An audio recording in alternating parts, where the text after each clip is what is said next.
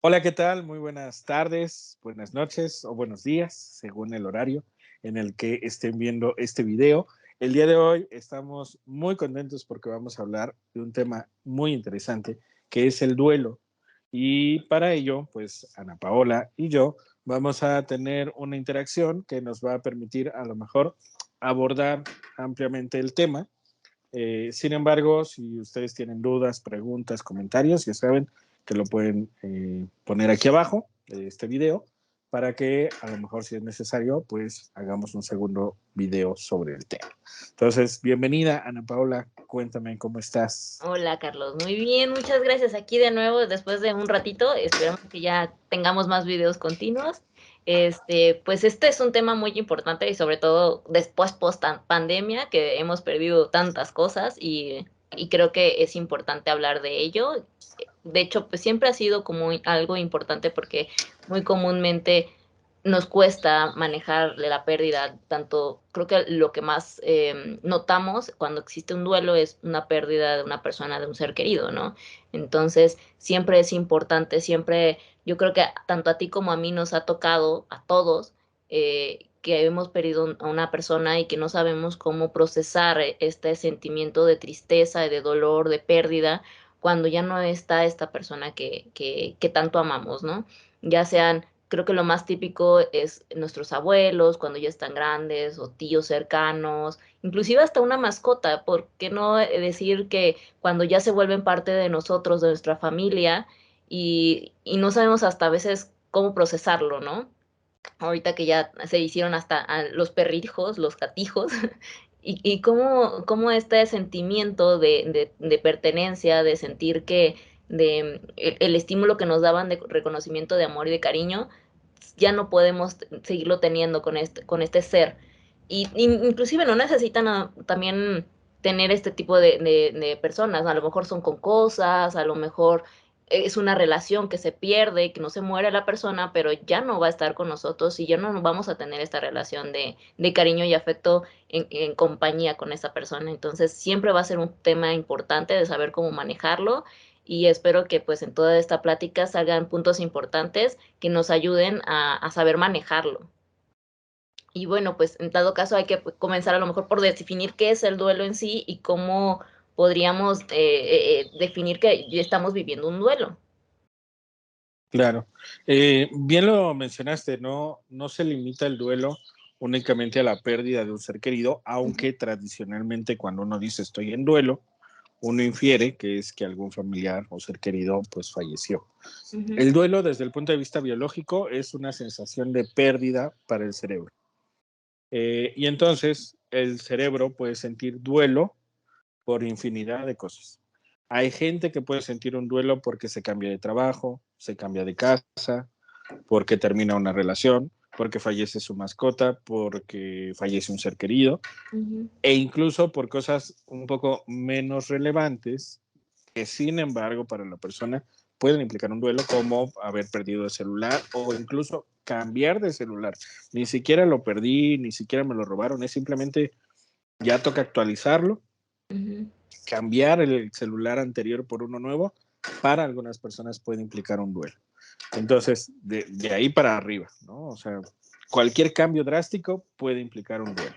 E incluso situaciones que culminan, aunque sean positivas, pueden implicar un duelo. Por ejemplo, alguien que se titula, alguien que de repente por cuestión laboral se muda, alguien que de repente le ascienden dentro de la empresa a otra posición.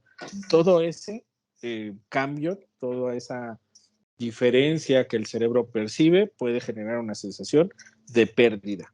Podría decirse que es salir de nuestra zona de confort, de lo que ya estábamos acostumbrados y nos sentíamos bien. Exactamente. Cualquier sensación de ese tipo puede generar una situación de duelo para el cerebro.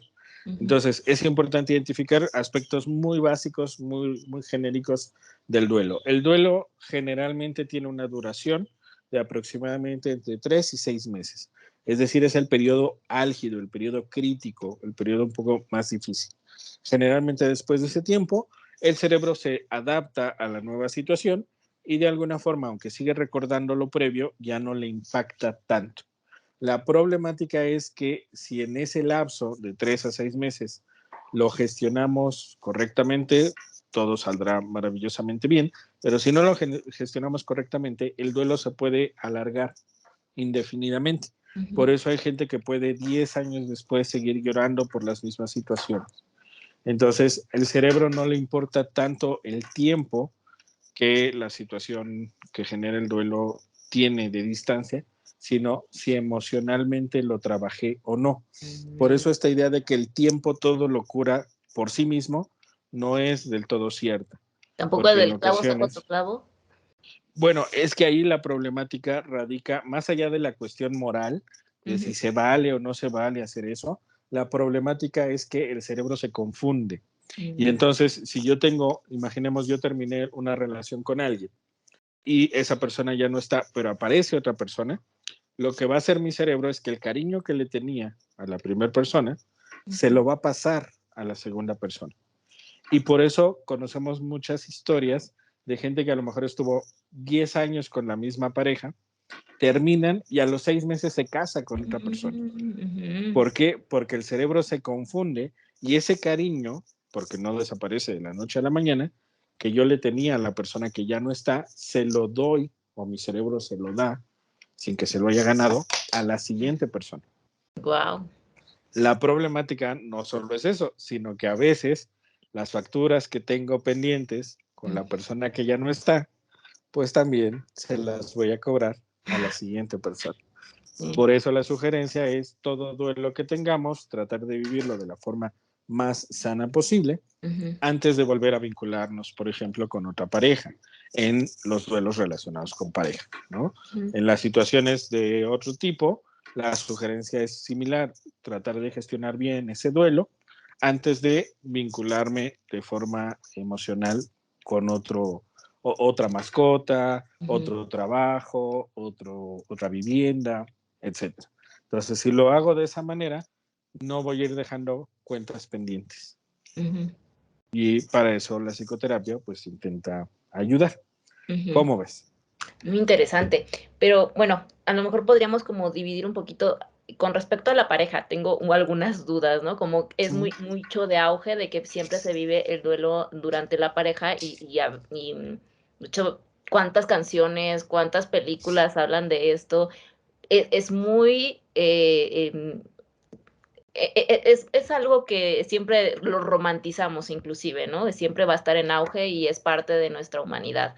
Entonces, cuando haces el duelo con una pareja, no sé si también está muy estereotipado de que las mujeres y los hombres lo manejan de manera diferente. El cerebro de una mujer y el cerebro de un hombre puede manejar, o sea, no sé si tú sepas en cuestión de neurología, sí es cierto que se maneje de manera diferente. El estereotipo es que las mujeres lloran, lloran, lloran, a lo mejor el próximo mes, te pones tacones, te lavas, te pones bonita, te bañas y te vas. Y los hombres, a lo mejor al principio están bien, bien, bien, y después de 10 años están conviviendo el duelo, ¿no? Entonces, ¿es cierto esto? Bueno, toda generalización, incluyendo esta que acabo de mencionar, toda generalización puede ser una mentira. Es decir, no podemos generalizar. En términos normales, por decirlo así, el cerebro de una mujer y el cerebro de un hombre lo procesan diferente por diversos factores. Uno de ellos que es importante es el cortisol. El cortisol genera que la mujer recuerde con mayor facilidad comparado con el hombre. Por eso en general los hombres parece que tenemos mala memoria y las mujeres parece que son súper intensas y todo lo recuerdan, pero es que no es voluntario, es una cuestión biológica.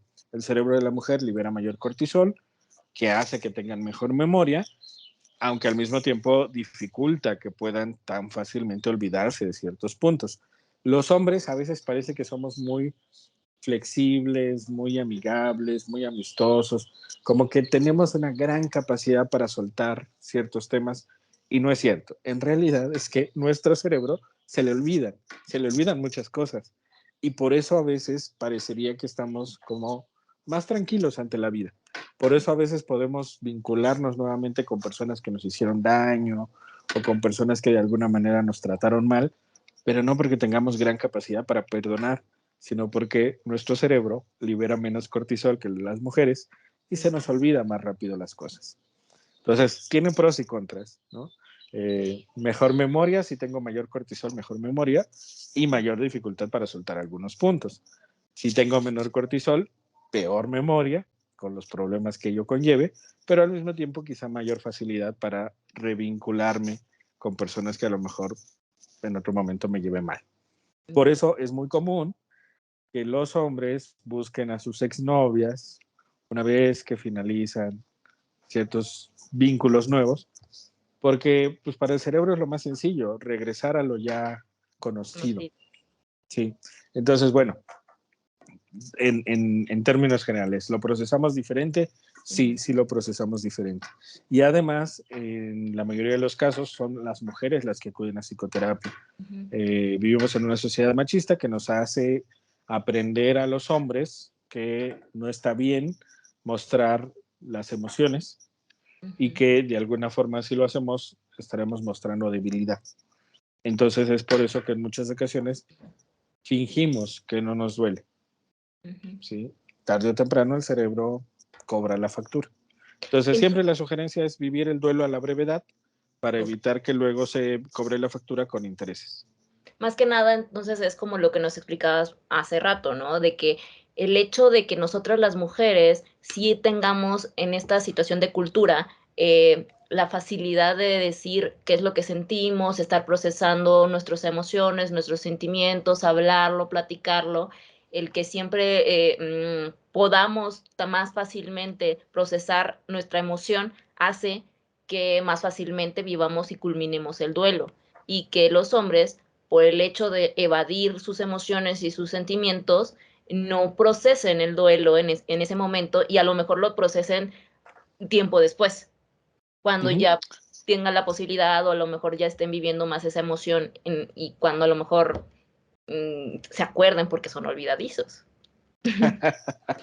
Sí, la problemática radica en que al vivir en una sociedad machista, a los hombres en términos amplios nos han enseñado que podemos demostrar el enojo como emoción, pero no la tristeza. Y en el caso de las mujeres es al revés. En general las mujeres pueden demostrar más fácilmente la tristeza, pero no tan fácilmente el enojo. Si vemos a una mujer que está enojada, generalmente le empezamos a poner etiquetas negativas. Está loca, está en sus días. Tóxica. Es tóxica, exacto, sí. Y en cambio, si vemos a una mujer que está triste, decimos, bueno, pues es normal. Las mujeres son así, son emocionales. En el caso de los hombres, es al revés. No podemos demostrar la tristeza, no nos han enseñado eso, pero sí nos han enseñado a demostrar el enojo. Y entonces por eso podemos ir y mentar madres mientras vamos manejando, ir a los partidos exacto, y por eso los hombres en general podemos demostrar lo que sentimos más fácilmente maquilladas o enmascaradas en el enojo. Traducción, a veces la mujer siente enojo y lo maquilla como tristeza, a veces el hombre siente tristeza y lo enmascara como enojo. Y la problemática con un duelo es que el duelo no es solo sacar una emoción, es sacar todas las que estés sintiendo. Las tres más habituales son enojo, tristeza y miedo.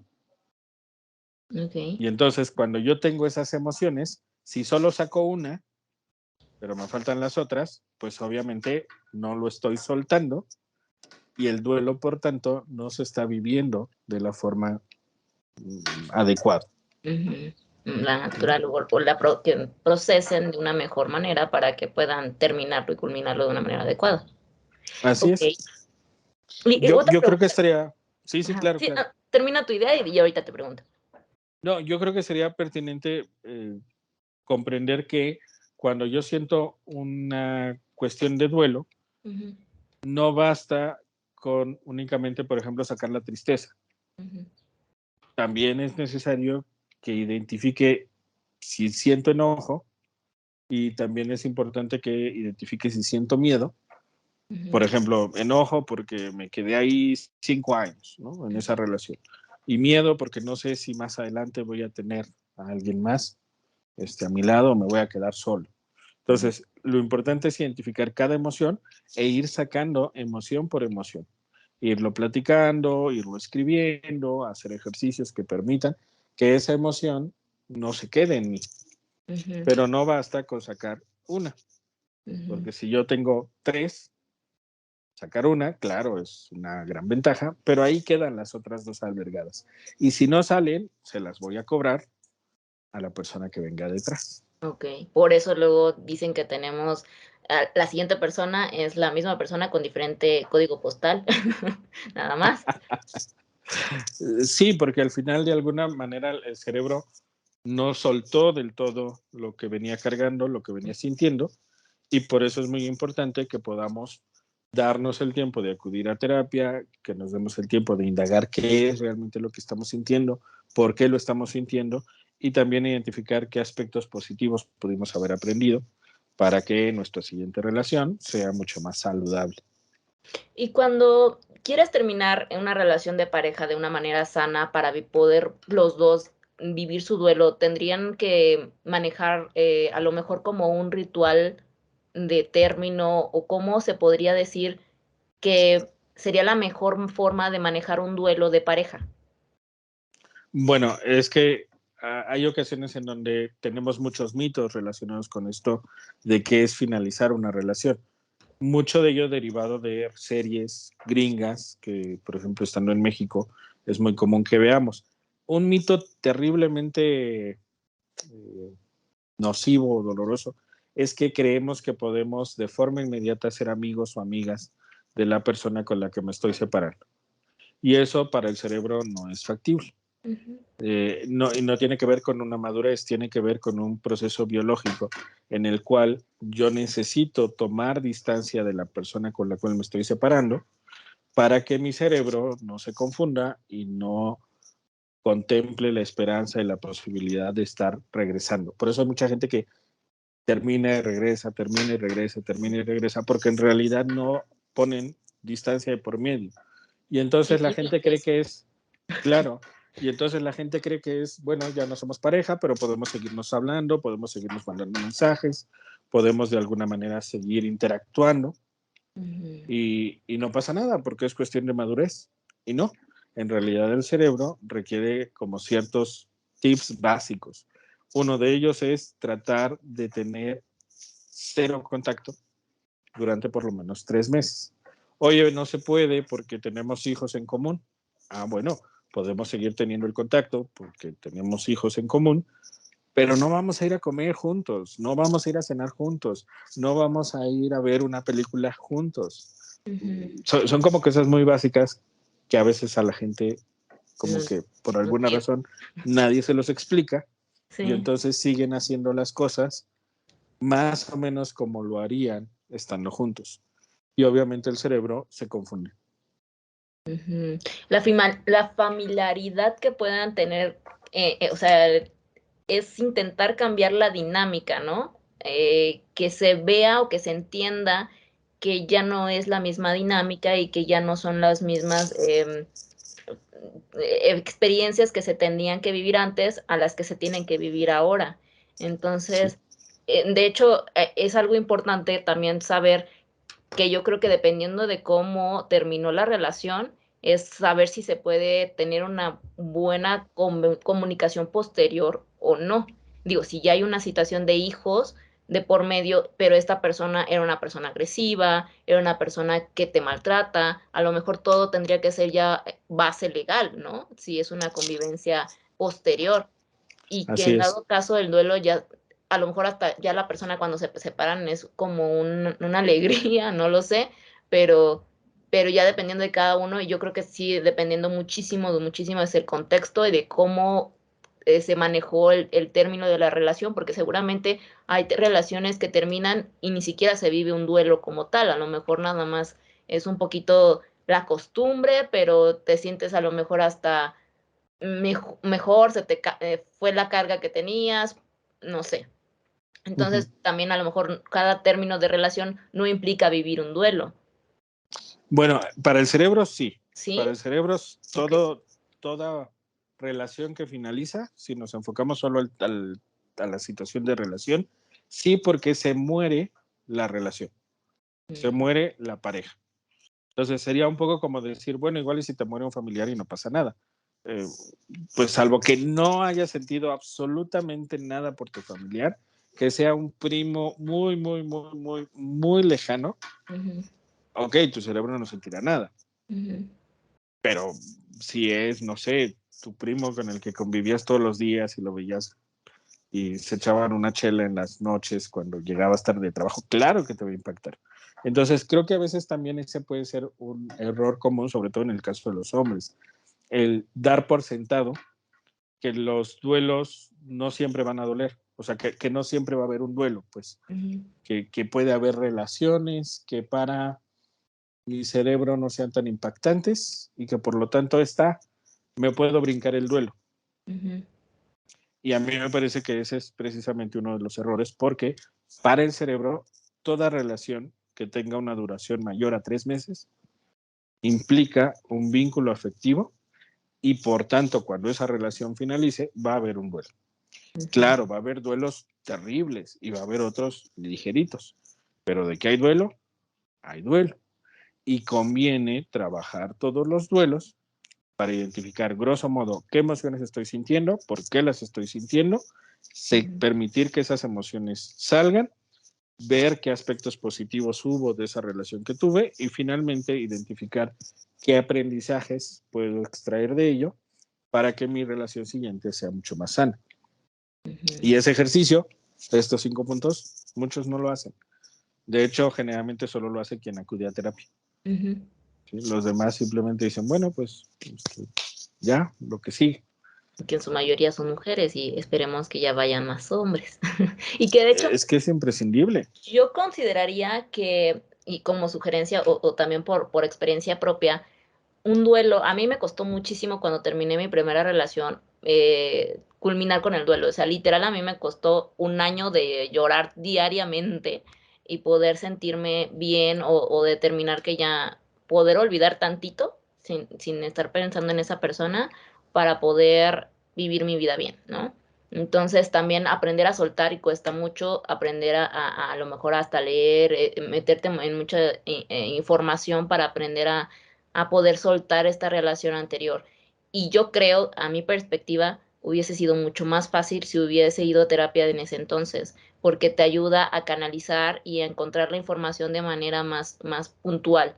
Y cuando estás sola viviendo tu duelo, aunque te digan, sí, tú puedes, tú échale ganas, no es lo mismo, no hay una situación como cuando estás en una situación de depresión o viviendo este duelo de no saber cómo manejar tus emociones y también aprender cuáles son los puntos que tienes a tu favor en ese momento y por qué quieres seguir viviendo tu vida no evolucionar, seguir. Es que cuando vives un duelo sientes que se te acabó la vida en ese punto y tienes que encontrar las fuerzas y determinar los puntos de por qué vas a continuar con tu vida y vas a poder manejarte mejor y de dónde te vas a anclar. Entonces, creo que es importante también si tienes a lo mejor, obviamente, una red de apoyo y personas que están a tu alrededor que quieras, como tu familia, si es posible, y también un terapeuta va a ayudar millones. O sea, yo creo que después de un año que tuve en duelo cañón, a lo mejor pude haber reducido muchísimo de estar tantas lágrimas. No, pues sí, no sé, yo creo que me hubiera ayudado muchísimo. Claro, Sugerencia. claro, sí, la sugerencia siempre es acudir a psicoterapia, entendiéndolo como cualquier servicio de salud normal, ¿no? Es como un dentista, ¿no? O sea, sería muy raro encontrar a alguien que nunca haya acudido a un dentista o a alguien que haga una acción similar a un dentista. Por lo menos para Ser, limpiarse la boca una vez cada por 6 meses supuesto, mínimo. una limpieza, ¿no? Una Sí, limpieza general, padrísimo. Más o menos es la misma idea de la psicoterapia, es encontrar que es un servicio de salud que brinda un poco de mayor orden a mi forma de pensar, por tanto también a la parte emocional y también a mis acciones. La problemática, creo yo, que estriba en que la gente en México no tiene o no tenemos una cultura preventiva. Generalmente acudimos cuando nos sentimos ya mal y a veces no acudimos de inmediato, a veces nos esperamos. Hay gente que puede acudir al médico 3 meses después de que se empezó a sentir mal o 3 años después de que se empezó a sentir mal o ir al dentista cuando ya lleva un mes con un dolor terrible y que luego de medicarse ya no aguanta. Entonces, lo mismo ocurre en psicoterapia. Hay gente que aquí habitualmente puede llegar entre 3 a 7 años después de haberse empezado a sentir mal. Entonces, cuando alguien llega y dice es que esto pasó la semana pasada y por eso estoy aquí, eso es maravilloso. ¿Por qué maravilloso? Porque estás acudiendo a la brevedad. Y es lógico que los tiempos sean mucho más largos con respecto, por ejemplo, a alguien que se fractura o que se lastima algo o tiene una herida, porque como aquí no se ve físicamente el malestar, la gente tiende a tardar un poco más, porque la gente tiende a pensar que puede por sí mismo resolverlo todo. Y claro, en muchas ocasiones es así, solo que hay ocasiones en donde el dolor es tan intenso que el cerebro no encuentra por dónde comenzar a trabajar. Y a eso a veces le sumamos que nuestro entorno, en el ánimo de ayudarnos, a veces nos impide vivir el duelo. Por ejemplo, si yo veo a alguien que está triste, y me acerco y le pregunto, ¿por qué estás triste? Y me dice, porque acabo de terminar una relación, probablemente yo le voy a decir, tranquila, no pasa nada. Mira, bueno, no yo porque soy psicoterapeuta, pero en general le diría, tranquila, no pasa nada, o tranquilo, no pasa nada. Mira, échale ganas, deja de llorar, venga adelante, piensa en otra cosa. Y entonces lo que hago, sin querer, es que le quito la posibilidad de que experimente el duelo. El ¿Qué sería valor, lo idóneo? el Claro, valor y del aparte dolor. invalido. Sí, sí, invalido por completo su sentir y su pensar. Y entonces, ¿qué sería lo idóneo? Pues decirle, es normal que te sientas mal. Si quieres llorar, hazlo, adelante. Si no quieres salir ahorita, no salgas. Permítete sentir, sácalo, cuéntame, platícame. Y entonces, bueno, se tienen que hacer chorrocientas actividades que obviamente la gente en general pues no sabe que se tienen que hacer y de hecho no solo no las hace, sino que hace lo opuesto. Ya no llores, tranquilo, tranquila, todo va a estar bien, no pasa nada, te mereces a alguien mejor, no le llores, ¿para qué le lloras? ¿Me explico? Es lo mismo que Entonces, pasa cuando vives un duelo de una persona que falleció. No sé si, a mí mi mamá me contó, creo que ya lo había contado en alguna otra ocasión, que le dijeron, es que no llores, o sea, yo sé que fue tu mamá, pero no va a querer tu mamá que te sientas triste, no va a querer tu mamá que te sientas mal. O sea, le estaban diciendo que no llorara. Digo, mamá, es que fue tu mamá, ¿cómo no vas a llorar? ¿Cómo no te vas a sentir triste si se acaba de morir y se murió en tus brazos? O sea, aparte viviste en una escena de shock donde tu mamá murió en tus brazos. Tienes que procesar ese duelo, tienes que procesar todo ese dolor y no pueden venir a decirte no llores porque tu mamá no hubiese querido que estuvieras triste. Entonces, tu mamá a lo mejor no hubiese querido que estés triste, pero hubiese querido que estés bien y que para estar bien tienes que procesar tu dolor. claro, y llorar implica que estás triste. Entonces, si uno está triste, generalmente llora. Entonces, si yo estoy triste y en lugar de llorar, pues me lo aguanto, la tristeza se queda ahí y se va sumando a otras tristezas que van pasando. Y llega un momento en donde el duelo se puede prolongar más de esos 3 a 6 meses, que sería lo normal.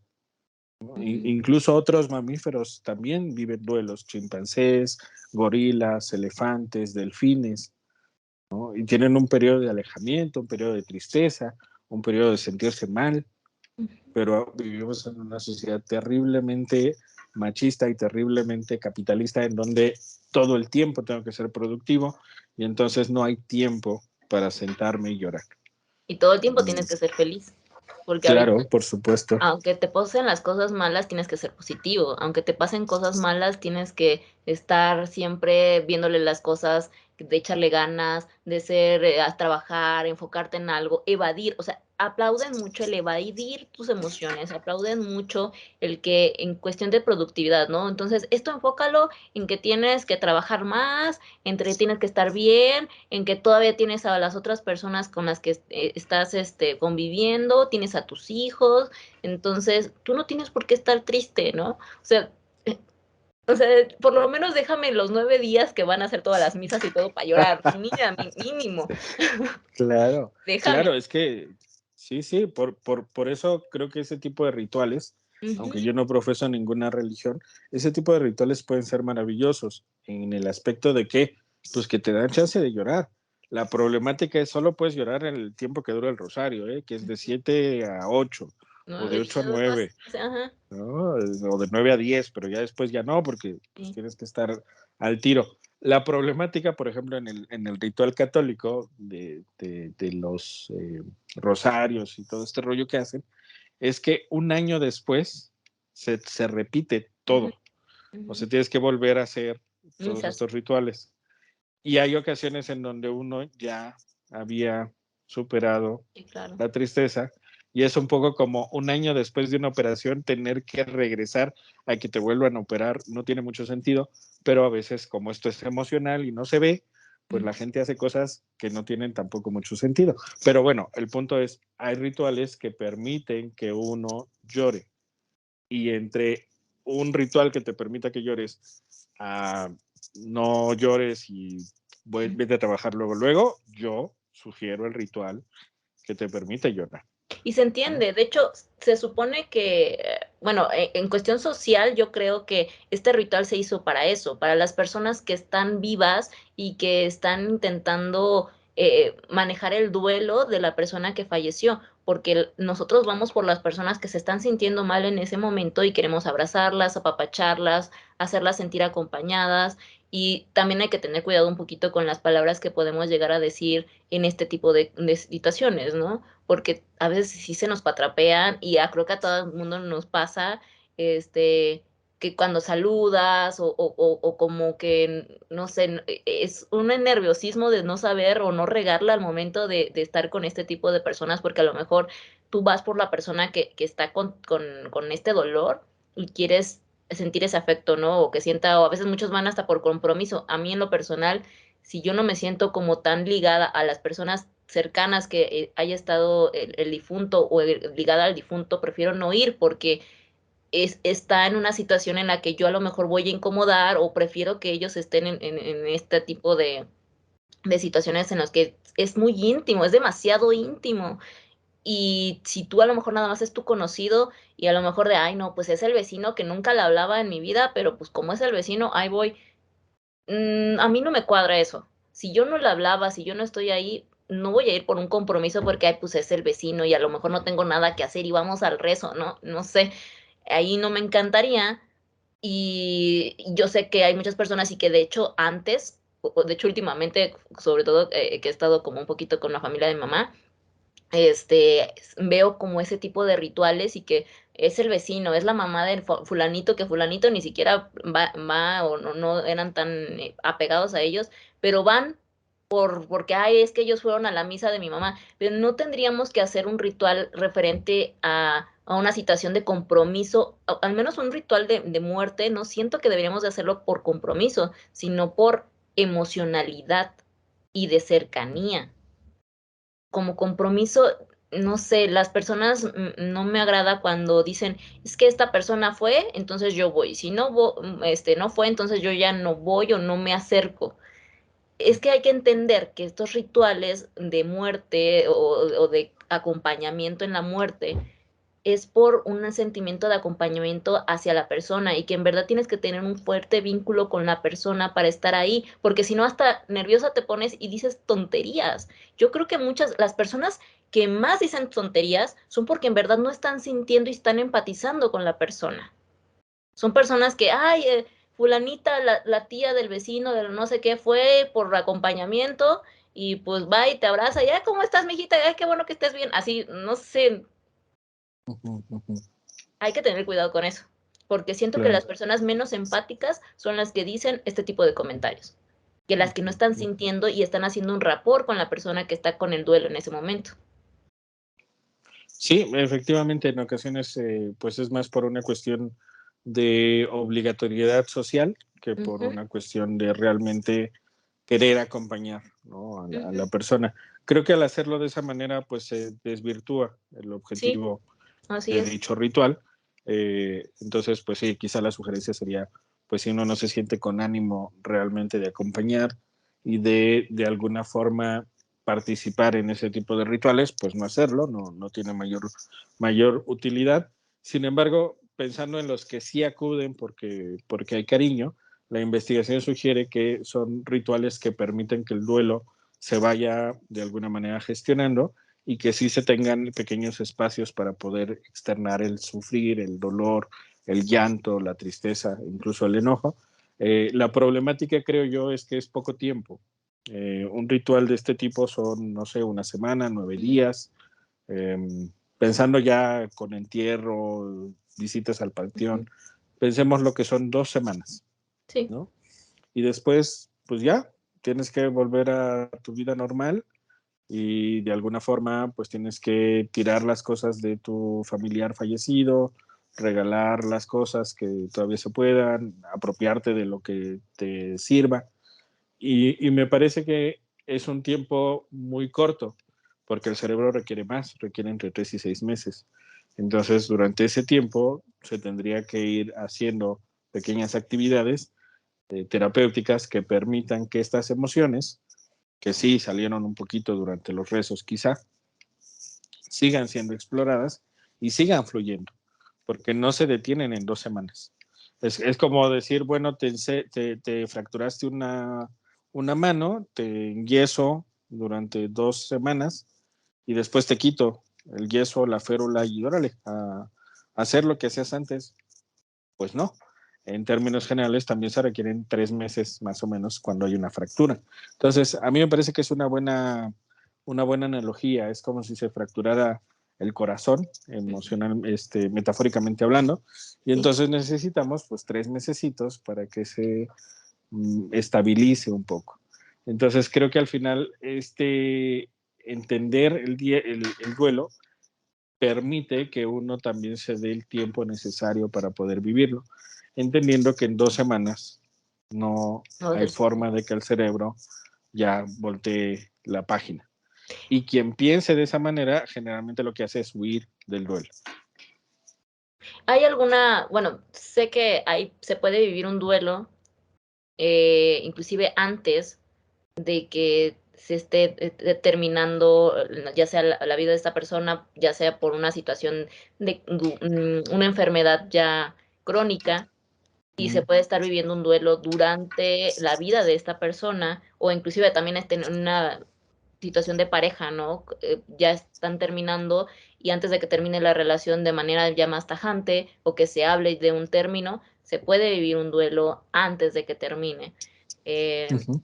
en esta situación también implicaría como el hecho de pueda durar mucho el duelo hasta que termines y ya después de que termines a lo mejor seguir viviendo el duelo o ya avanzaría mucho más rápido. Digamos que son duelos diferentes. Ujú, Tenemos dos grandes duelos. Tenemos un duelo normal, que es, por ejemplo, termina una relación y empiezo a sentir esta pérdida, o fallece un familiar y pues viene todo el ritual para despedirnos. ujú, Y tenemos otro que se conoce como duelo ambiguo. El duelo ambiguo, de entre los dos, el duelo normal y el duelo ambiguo es el más doloroso, ujú. porque es un duelo en el que el cerebro se confunde mucho. El duelo ambiguo, para que lo puedan entender más claramente, es el duelo que sienten, por ejemplo, los padres y madres de personas desaparecidas. Un Mm, día puedes pensar que ya no está, que ya murió, y solo buscar su cuerpo. Otro día puedes pensar en que nunca vas a encontrar el cuerpo. Otro día puedes pensar que sigue vivo o sigue viva y que le vas a encontrar. Entonces, es terrible. El duelo ambiguo es dolorosísimo porque la esperanza a veces aumenta o disminuye. Entonces, la preparación que puedes tener antes del duelo normal es un duelo ambiguo. porque es bueno, yo creo que ya nos vamos a separar, pero mira, hoy me trajo flores, a lo mejor sí quiere cambiar. Entonces, el duelo ambiguo es el peor duelo posible. Y el que hayas vivido un duelo ambiguo no te elimina, no te adelanta, no te disminuye el duelo normal, porque son dos duelos diferentes. Entonces, siempre la sugerencia es tratar de no meternos solitos en duelos ambiguos. O sea, la vida me puede meter en un duelo ambiguo. Puedo perder a un familiar que desaparece y no sé qué pasó con él o con ella. Yo no lo hice, yo no lo provoqué, la vida de alguna manera me lo pone enfrente. Pero es diferente a cuando la vida me lo pone, a cuando yo, sin querer, me meto en un duelo ambiguo. ¿Cómo es yo meterme en un duelo ambiguo? Pues hoy termino, pero luego te digo que mejor no, pero luego lo vamos a terapia, pero después de la primera sesión ya no regresamos. O sea, es como el estira y afloja, es un duelo ambiguo. Y la sugerencia es intentar no hacer eso, porque además de que es dolorosísimo, en realidad no te elimina, ni te adelanta, ni te abona a tu duelo normal. Okay. Una vez que finalice, vas a vivir un duelo normal, en mayor o menor magnitud dependiendo del vínculo afectivo. Por eso, como comentabas, hay ocasiones en donde uno dice, bueno, pues esta relación no fue tan significativa, de todas maneras voy a vivir un duelo, pero va a ser un duelo menos impactante que acabo de perder al amor de mi vida. Entonces, por eso la sugerencia es entender un poco cómo funciona esto de los duelos y tratar de no intentar brincártelo, porque además de que no te lo puedes brincar, porque no es algo voluntario, es algo que siente el cerebro, es algo que procesa el cerebro de esta manera, el ponerle pausa y ponerte a trabajar como loco para no pensar, lo único que hace es que se va acumulando la sensación, la emoción, y tarde o temprano tu cerebro te lo va a cobrar. Y a veces te lo cobra en el peor momento posible. Entonces la sugerencia es tratar de a la brevedad ir gestionando el duelo, que no es gestionarlo haciendo los trámites relacionados con el duelo, porque bueno, cuando alguien fallece, pues hay que ir a la funeraria, hay que checar testamento, hay que ver cuestiones legales. Eso no es trabajar el duelo. Trabajar el duelo se refiere a qué estoy sintiendo y cómo lo empiezo a sacar. Entonces la sugerencia es tratar de hacerlo a la brevedad, porque mientras más tardemos, además de que más se puede acumular, el entorno está menos sensible a que yo lo procese después. O sea, si yo me espero 6 meses y después de 6 meses lo empiezo a vivir, mi entorno puede ser menos comprensivo todavía. Porque si no manches, como ahorita te estás sintiendo triste si hace 6 meses terminaron. ¿Sí? Entonces, por eso la sugerencia es aprovecha y a la brevedad empezar a vivirlo, acudiendo preferentemente a psicoterapia. Sin embargo, pensando en 3 grandes tips que podemos a lo mejor dar para gente que a lo mejor ahorita esté viviendo algún duelo. Que recuerden, puede ser desde cambio de celular, cambio de casa, cambio de trabajo, terminó una relación, alguien cercano falleció, lo que sea. Claro, cada duelo es diferente, se maneja distinto, pero son tips genéricos. Tip número 1, no te pelees con lo que estás sintiendo. No es voluntario, no tiene que ver con tu madurez, no tiene que ver con tu inteligencia, tiene que ver con tu cerebro. Y un cerebro sano vive duelos. Tip número 2, toma en cuenta el tiempo. Recuerda que son entre 3 y 6 meses. El sistema en el que vivimos te dirá que después de 2 semanas o después de un mes tienes que seguir con tu rutina tal cual sin hacerle cambios. No le hagas caso al sistema. El sistema hace cosas absurdas en pos de la productividad. El tiempo Acordémonos que normal, somos seres humanos y que como claro, seres humanos tenemos que vivir y nosotros, antes de cualquier otra situación y esquema que haya atrás de nosotros, como es el trabajo, nosotros trabajamos para poder vivir. No, no es al revés. no vivimos para trabajar, aunque mucha Exactamente. gente se haya comprado ese cassette y es el que repitan una y otra vez. Bueno, ya al hablar de cassette, seguramente ya mucha gente ya ni Ya los no conoce. sabemos Repetir una y otra vez la misma la canción. misma Bueno, canción. Bueno, la sugerencia número 2 sería tomar en cuenta el tiempo. Lo normal es de 3 a 6 meses. Si ya llevas más de ese tiempo, pues a lo mejor es buena idea de acudir a psicoterapia. Y el tip número 3 es tratar de encontrar una red de apoyo que te ayude a gestionar el duelo. Es decir, alejarte un poquito de aquellos que te dicen, no, cálmate, tú tranquilo, no pasa nada, mira, sacúdete el polvo y a trabajar, o es cuestión de actitud, o échale ganas, o sea, me alejo un poquito de esas personas, digo, no les dejo de hablar, no dejen de ser mis familiares, no, solo me alejo un momentito, y a lo mejor me acerco un poco más a las personas que me dicen, pues claro, es normal, pues, es un duelo, llora, siéntelo, vívelo. ¿Por qué? Porque justo es lo que mi cerebro necesita, un entorno que no me coarte la posibilidad de externar mi sentir, sino al contrario, que de alguna manera me entienda y que de alguna manera, sin juzgarme, me permita que la emoción fluya. Ok, ¿Cómo ves? muy bien. Y bueno, ya como por último también habíamos comentado qué es lo que piensas acerca de asistir a un tanatólogo. A mí me parece que es una buena idea acudir a un Ujú, tanatólogo si uno considera que ya a lo mejor está viviendo un duelo y ya tiene mucho tiempo y a lo mejor todavía no sabe cómo gestionarlo. Eh, Sin embargo, también es pertinente identificar que hay algunos tanatólogos que tienen una perspectiva un poco tradicional ujú, con respecto al manejo de los duelos, que es que uno va pasando por ciertas etapas y uno no se puede regresar, porque si se regresa es que de alguna forma algo no lo manejamos bien. Generalmente en las etapas del duelo vendría una cuestión de estar en shock, que se conoce como negación, luego ujú, viene tristeza, luego viene enojo, luego viene miedo, luego viene aceptación, ya luego viene tranquilidad. Entonces son como escalones desde el punto de vista tradicional.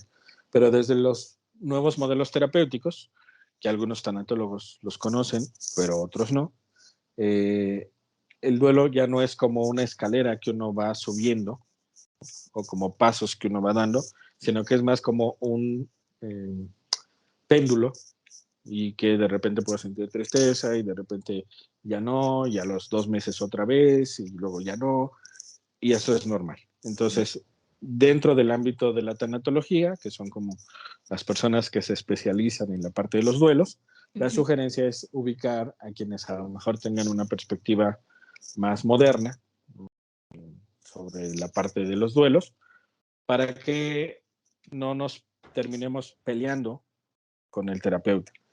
Porque, por ejemplo, los nuevos modelos terapéuticos lo que intentan es identificar qué es exactamente lo que a cada persona le puede servir y más que decirle lo que tú tienes que hacer es A, B, C, D, E, es hacer un plan, una serie de pasos a su medida. A lo ujú, mejor para ti es A, B, C, D, E, a lo mejor para mí es A, J, KW, a lo mejor para otra persona es B, Z y ya.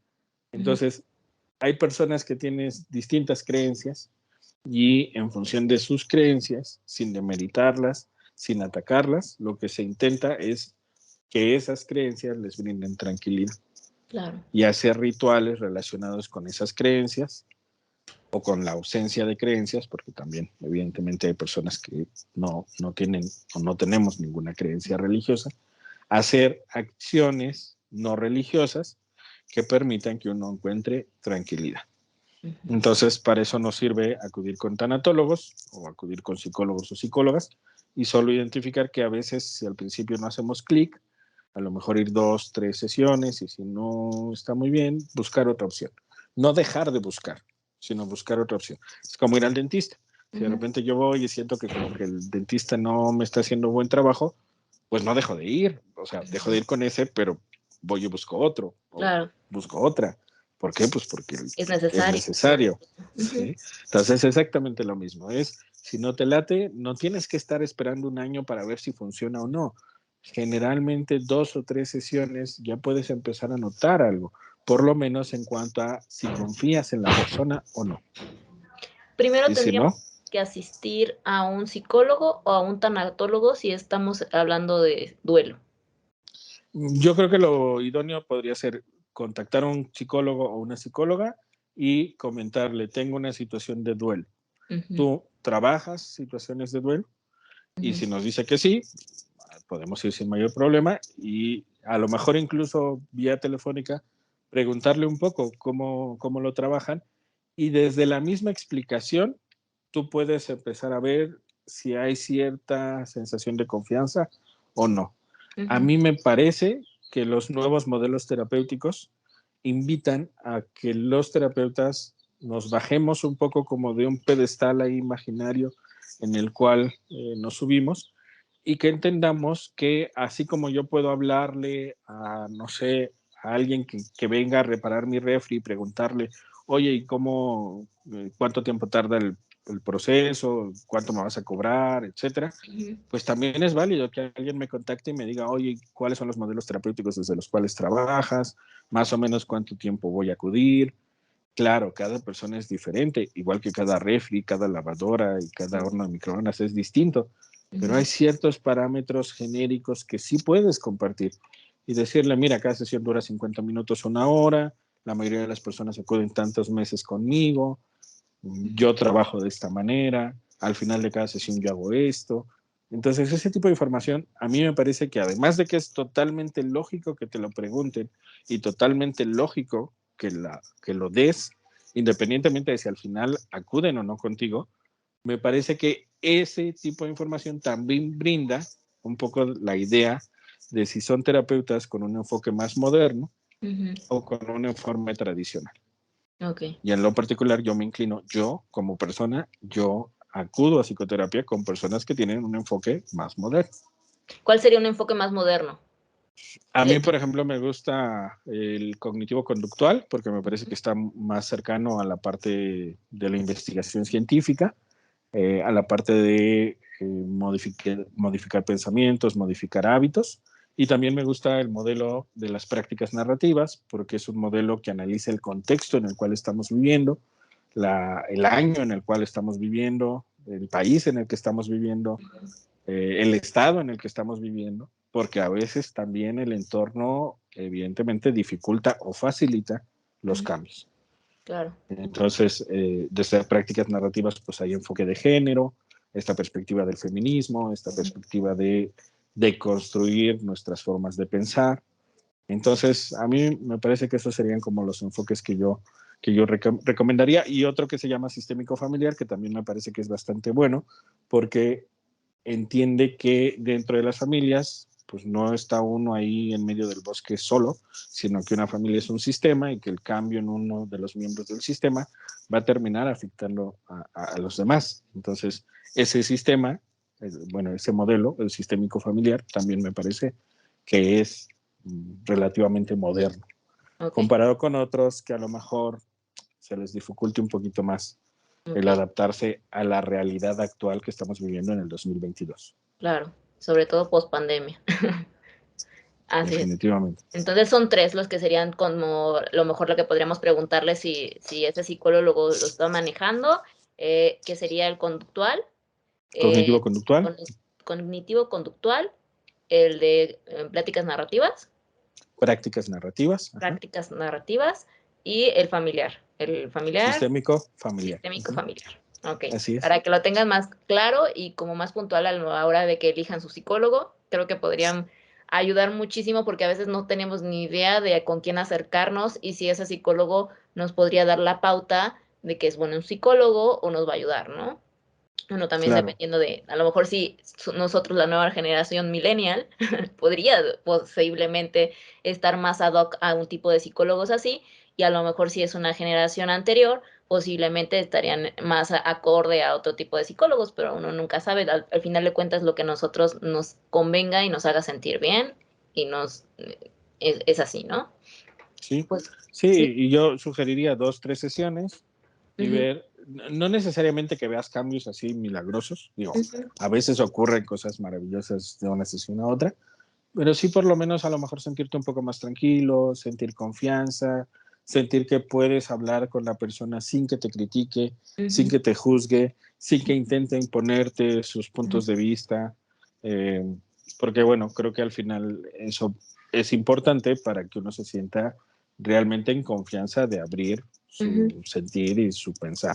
Entonces yo sugeriría un poco irnos por ahí y a lo mejor podríamos hacer un programa específico un poco Sí. para hablar sobre algunos de estos modelos, para que pues también la gente tenga un poquito más de información, porque bueno, a Sí, veces se ¿cuánto parte de la faltas? idea de que vayas con el que vayas, todos son iguales, Sí, y pues no, obviamente, como cualquier profesión, no todos los abogados son iguales, no todos los médicos son iguales, no todos los psicólogos somos iguales.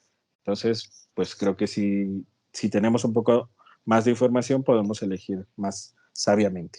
sí, muchísimas gracias por eso, porque yo creo que nos va a ayudar a muchos y espero que con esto también tengan como una guía hacia qué tipo de psicólogo dirigirse o sentirse bien, sobre todo porque es parte de nuestra intimidad y siempre nos va a preocupar acercarnos a una persona que nos pueda comprender. Si vamos a abrirnos de par en par, al final del día necesitamos a alguien que no nos haga sentir juzgados, entonces nos da una buena pauta para eso y que Claro. esperemos que les haya gustado este capítulo. Creo que es a mí me gustó mucho, creo que va a ayudarnos a todos porque en cualquier momento de nuestra vida podemos pasar por un duelo así, en cualquier situación nos vamos a sentir mal por una pérdida, ya sea tanto material o de una persona o un ser querido, y pues ojalá que compartan este video, que nos den like, que nos comenten si algo no les gustó, si les gustó, si quieren más, a lo mejor hacemos una segunda parte, o a lo mejor si quieren más específico de hablen del duelo nada más de pareja,